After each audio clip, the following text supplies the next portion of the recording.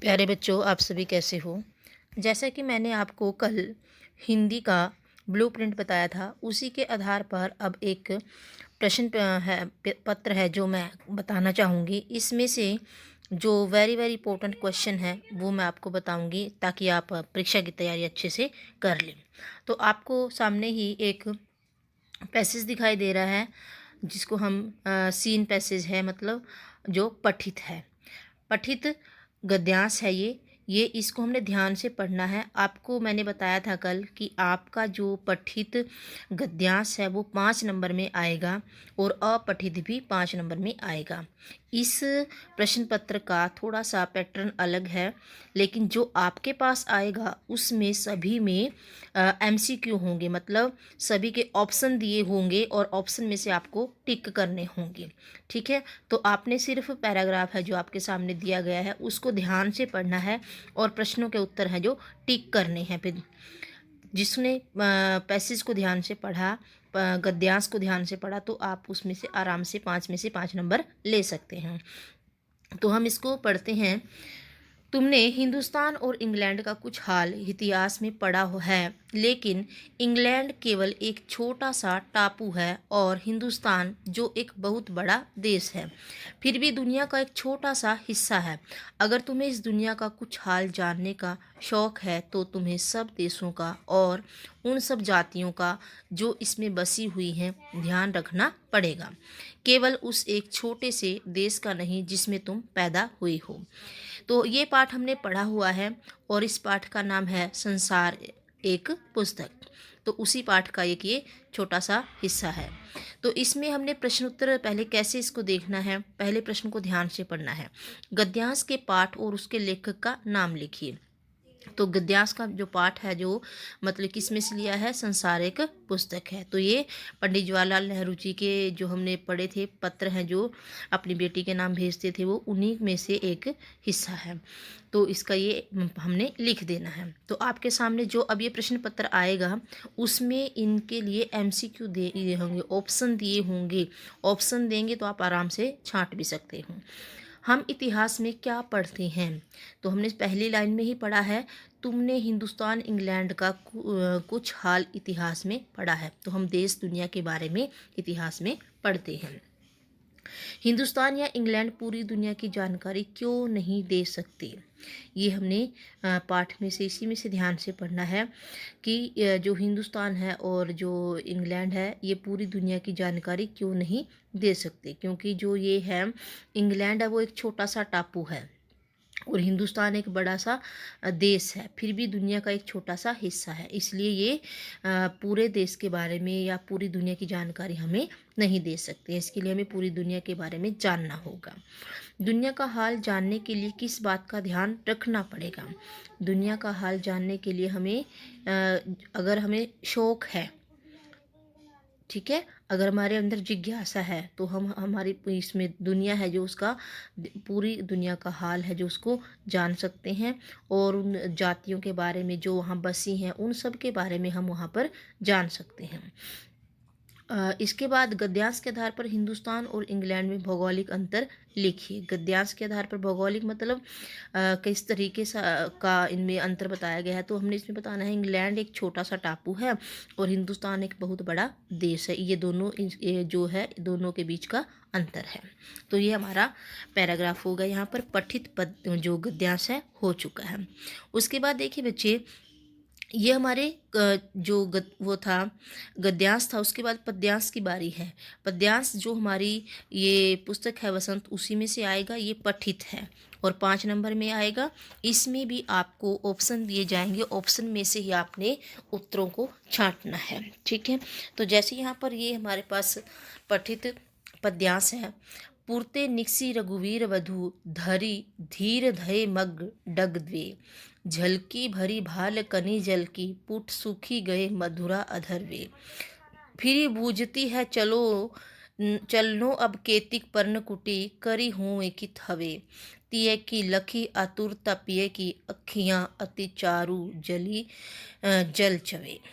यहाँ पर देखो बच्चे, कवि और कविता का नाम लिखना है। जितनी भी हमारी कविताएं हैं उनके हमने नाम याद रखने हैं, कवि का नाम और कविता का नाम।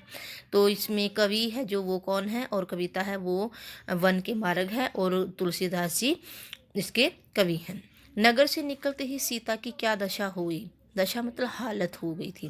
तो हमने पढ़ा है कि जैसे वो बाहर निकले थे नगर से तो उसके माथे पर पसीने की बूंदें छलकने लगी और वो उसके होठ थे जो वो सूख गए थे।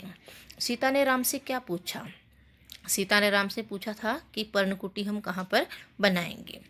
राम की आंखों से आंसू क्यों बहने लगे। अपनी जो पत्नी है उसकी बेचैनी को देख करके राम की आंखों से आंसू बहने लगे। आतुरता और चारु शब्दों के अर्थ लिखे। आतुरता मतलब बेचैनी, चारु मतलब सुंदर। आतुरता व्याकुलता भी है और बेचैनी भी है, चारु मतलब होता है सुंदर। तो ये हमारे जो पठित पद्यांश है उसके 5 प्रश्न होंगे, 5 नंबर के होंगे। ठीक है। इसके बाद बच्चे जो हमारी वसंत पुस्तक है उसमें से लिखने वाला पार्ट है, आपके आएंगे क्वेश्चन उसमें से, जितने भी आपके हैं उन्हीं में से क्वेश्चन आएंगे। ये करवाने के बाद मैं आपको वेरी वेरी इंपॉर्टेंट क्वेश्चन कुछ बताऊंगी, वो उनमें से ज़रूर कर लेना। तो इसमें पहला ही है, नागराजन के एल्बम के हिट हो जाने के बाद राजप्पा के मन में क्या दशा हुई थी। तो राजप्पा की क्या हालत हो गई थी, वो मन ही मन बड़ा ही दुखी रहने लगा था, और अब उसके एल्बम को कोई पूछता नहीं था। अब वो बिल्कुल ही भी एल्बम की तरफ ध्यान नहीं देता था। प्रथम स्वाधीनता संग्राम में शहीद हुए कुछ वीरों के नाम लिखे। ये हमने झांसी की रानी जो कविता है उसमें बहुत सारे वीरों के नाम पढ़े थे। धुंधुपत नाना और शहीद भगत सिंह, इस तरीके से हमने बहुत सारे नामों को पढ़ा था। झांसी की रानी, ठीक है। तो जितने भी उसके अंदर नाम हैं वो सारे नामों को हमने उसमें पढ़ लेना है। तांतिया टोपे, चतुरजी मुल्ला, सरनाम, अहमद शाह मुलानी, मौलाना और अभिराम आदि, ये सारे नाम हमने कविता में पढ़े थे। तो इन नामों को एक बार ध्यान से पढ़ लेना है। इसमें भगत सिंह नहीं है तो आपने ध्यान रखना है, नाना धूतुपत है, ठीक है। तो इनका हमने नाम को याद रखना है। उसके बाद देखिए बच्चे, जो देखकर भी नहीं देखते पाठ से आपको क्या शिक्षा मिलती है। ये हमने पाठ जब पढ़ा था उसमें उसके आधार पर हमने बताना है। तो हम इस पाठ से हमें यह शिक्षा मिलती है कि जो हमारे पास है हमें उसकी कदर करनी चाहिए और हमें उसका सही इस्तेमाल करना चाहिए, ठीक है। जो नहीं है उसके बारे में हमें ज़्यादा नहीं सोचना चाहिए, बल्कि जो है उसकी हमें रिस्पेक्ट करनी चाहिए, उसका हमें सदुपयोग करना चाहिए। आगे देखिए बच्चे, बांस, ये वाला चैप्टर की बार कटा हुआ है। तो लोकगीतों की लोकप्रियता के 2 प्रमुख कारण लिखिए। तो इसके 2 कारण लिखने हैं। इनमें से आपको ना 4 प्रश्न करने हैं। तो वहाँ पर जो ब्लू प्रिंट है उसके आधार पर आपने इसमें वसंत में से 4 क्वेश्चन नहीं करने हैं, 2 क्वेश्चन ही करने हैं, 2-2 नंबर के आएंगे। तो लोकगीतों की लोकप्रियता के 2 मुख्य कारण क्या होंगे। तो एक तो ये आराम से गाए जा सकते हैं, इनके लिए किसी भी प्रशिक्षण की आवश्यकता नहीं पड़ती है। दूसरा, इसके लिए वाद्य यंत्रों की भी आवश्यकता नहीं पड़ती है, ठीक है। आगे देखिए, मैं सबसे छोटी हूँ कविता में छोटी बच्ची है जो छोटी ही बनी रहना क्यों चाहती है। क्योंकि छोटी बच्ची यह सोचती है कि जब बच्चा छोटा होता है तो उसे माँ का प्यार भरपूर मात्रा में मिलता है, इसलिए वह छोटी ही रहना चाहती है, ठीक है। तो ये हमारे वसंत की हैं। तो आगे बच्चे, जो ये व्याकरण का पार्ट है ना, आपके पास व्याकरण है जो मल्टीपल चॉइस क्वेश्चन में आएगी। मतलब हर एक प्रश्न के साथ उनके 4 ऑप्शन होंगे, 4 ऑप्शनों में से एक ऑप्शन आपको सही चूज करना होगा, ठीक है। तो ऐसे आपके पास ये प्रश्न आएंगे। और प्रश्न है जो ये व्याकरण के, वो आपकी जो भाषा की बात है उसी में से आएंगे। एक तो उदाहरण आगे पीछे हो सकता है लेकिन मैक्सिमम उसी में से ही आएंगे। जैसे आपके पास ये 10 नंबर की व्याकरण दी है तो आपके पास 12 नंबर की व्याकरण आएगी, ठीक है। तो व्याकरण देख लेते हैं। सरपंच का क्या अर्थ है। पंचों का मुखिया है जो, उसे सरपंच कहते हैं, पंचों का मुखिया है जो, ठीक है। और सिंचाई कटाई में कौन सा प्रत्यय लगा, आई प्रत्यय लगा हुआ है। सिंचाई और इसमें आई प्रत्यय लगा हुआ है, ध्यान से देखना। इसमें आई प्रत्यय लगा हुआ है, यहाँ पर ध्यान से देखना इसको। उसके बाद देखिए, विशेषण, दो विशेषण शब्द लिखिए। आपने ध्यान रखना है विशेषण शब्द, विशेषण क्या होते हैं उसके बारे में आपको पता होना चाहिए। जैसे जो विशेषता बताते हैं संज्ञा सर्वनाम की, उसे ही विशेषण कहते हैं। तो दो विशेषण शब्द आपने यहाँ पर लिखने हैं इस प्रश्न के उत्तर में। तो दो विशेषण क्या लिखेंगे? आप लिख सकते हो काला घोड़ा लिख सकते हो, ठीक है, यहाँ पर काला शब्द है जो, वो भी विशेषण है। आप सफ़ेद कमीज लिख सकते हो, तो ये जो सफ़ेद है ये भी एक विशेषण है, ठीक है। तो ये हमारे दो विशेषण शब्द हो गए। उसके बाद देखिए दो योजक शब्दों के नाम लिखिए। दो योजक शब्द कौन से होंगे? जो किसी चीज़ को जोड़ेंगे, ठीक है, उसको हम बोलेंगे योजक शब्द। तो यहाँ पर ध्यान से देखो, जब हम शब्दों को दो वाक्यों को जोड़ते हैं तो वहाँ पर हम कौन कौन से शब्द लगाते हैं। अब देखो, एक तो हम ये शब्द लगाते ही है और, तो ये भी हमारा योजक शब्द है। एक हम ताकि शब्द भी लगाते हैं, ठीक है, परंतु भी लगाते हैं, ये भी वाक्यों को जोड़ने का काम करता है। तो ये हमारे योजक शब्द होते हैं, ठीक है। आगे देखिए बच्चे, दो जल के दो पर्यायवाची, ठीक है, लिखने हैं। जल के दो पर्यायवाची लिखने हैं तो क्या होगा? एक वारी है, ठीक है, और एक नीर है। ये दो इसके पर्यायवाची हैं, ठीक है। आगे देखिए बच्चे, दिन और दीन में क्या अंतर है? ये क्वेश्चन वेरी वेरी इंपॉर्टेंट है, हर बार पेपर में आता ही आता है। तो इसको आपने ध्यान से करना, बच्चे गलत भी करके इसको आते हैं। ये जो दिन है बच्चे, इसको वार भी बोलते हैं, ठीक है, जैसे मंगलवार, सोमवार। और जो ये दीन है, इसमें ध्यान रखना है मात्रा का फर्क है, लेकिन एक मात्रा के कारण ही इसका जो अर्थ है वो बिल्कुल अपोजिट है। दिन वार, ठीक है, और दीन गरीब। गरीब मतलब जो जिसके पास पैसे की कमी है, या फिर जो गरीब है उसको हम दीन भी बोल देते हैं, ठीक है। जैसे हम बोलते हैं ना दीन दुखियों की सहायता करनी चाहिए, तो कुछ बच्चे यहाँ पर इसको भी वार वाला ही समझ लेते हैं, लेकिन ये गलत है। इसका आपने ध्यान रखना है, दीन गरीब और दिन वार, ठीक है। उसके बाद बच्चे कीमती और अच्छा शब्दों के विलोम लिखिए, ठीक है। कीमती है जो मतलब कोई जिसकी कीमत हो उसी को हम बोलते हैं ना कीमती वस्तु, ठीक है। तो अब उसका अपोजिट क्या होगा? कीमती का अपोजिट क्या होगा? कीमती में अपोजिट हो जाएगा सस्ती, ठीक है, मतलब सस्ती सी वस्तु, ठीक है। और अच्छे का क्या होगा? बुरा, ठीक है, अच्छे का बुरा हो जाएगा। ये हमारे विलोम शब्द हो जाएंगे, ठीक है।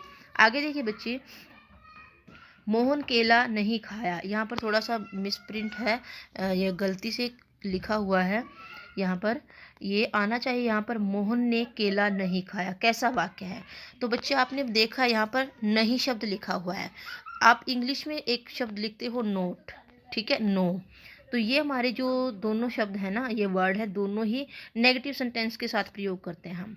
तो हिंदी में हम नेगेटिव को ही बोलते हैं नकारात्मक सेंटेंस वाक्य, ठीक है। ये क्या होगा? नकारात्मक, ठीक है, नकारात्मक वाक्य। ये हमारा जो वाक्य है ये नकारात्मक है, नेगेटिव सेंटेंस। क्लियर है यहाँ तक? आगे देखिए बच्चे, पर्वत और रास्ता शब्दों के प्रचलित रूप लिखिए। ये जो हमारी साथी हाथ बढ़ाना कविता है उसमें से ये लिया गया है। उसमें आपने देखा है कि पर्वत और रास्ता है जो लिखा हुआ, तो उसका प्रचलित रूप लिखना है। प्रचलित मतलब जो आजकल लिखा जाता है। तो पर्वत में क्या होगा? पर्वत को हम पर्वत इस तरीके से लिखते हैं, और रास्ता रास्ता, ठीक है, रास्ते का क्या होगा? रास्ता। ये इसके सही रूप है, तो आपने इसको इस तरीके से लिखना है, ठीक है। आगे देखिए बच्चे, अल्पाहार शब्द का संधि विच्छेद कीजिए। अल्पाहार, ठीक है, ये दो शब्दों से मिलकर बना है, इसके हमने अलग अलग करना है। देखिए इसमें दो शब्द हैं, एक है अल्प, ठीक है, और दूसरा है आहार। अल्प होता है कम, अल्प कम, आहार भोजन, ठीक है। तो अल्पाहार किसे बोलते हैं हम? जो कम खाता है उसे बोलते हैं, या अल्पाहारी अल्पाहार बोलते हैं, मतलब कम भोजन। तो ये दो शब्दों से मिलकर बना है, ये इसकी संधि है यहाँ पर। इस तरीके से हमने इसको करके दिखाना, ठीक है। आगे देखिए बच्चे, हमारे पास आगे रचनात्मक लेखन में है पत्र लिखना है। 5 दिनों के अवकाश है तो अपने विद्यालय के प्राचार्य को पत्र लिखना है। आपको मैंने बताया था 5 नंबर में पत्र आएगा और आपको ये लिख कर दिखाना है अच्छे से, ठीक है। उसके बाद देखिए बच्चे, इसमें आपका बताया था कि उसमें संवाद भी आएगा और संवाद के अलावा इसमें आपका एक अनुच्छेद भी आएगा। तो अनुच्छेद आपने खुद लिखना है, ठीक है। अनुच्छेद आपने अच्छे से बना करके, पैराग्राफ बना करके लिखना। टॉपिक आपको दिए जाएंगे, तो कुछ वेरी वेरी इंपॉर्टेंट टॉपिक है जो मैं आपको वो बता दूंगी, उसमें फिर आपने कर लेने हैं, ठीक है। देखो आगे, ये हमारा यहाँ तक हो गया कुछ पेपर। इसके बाद मैं आपको कुछ थोड़ा सा अलग और दिखाना चाहूँगी। कॉपी में जो आपकी कॉपी है उसी में कुछ इंपॉर्टेंट क्वेश्चन है, उन्हीं को मैं यहाँ पर बताना चाहूँगी। तो आप ज़रा ध्यान से देखना कि आपने जो कॉपी में किए हैं क्या ये सारे क्वेश्चन आपने किए हुए हैं।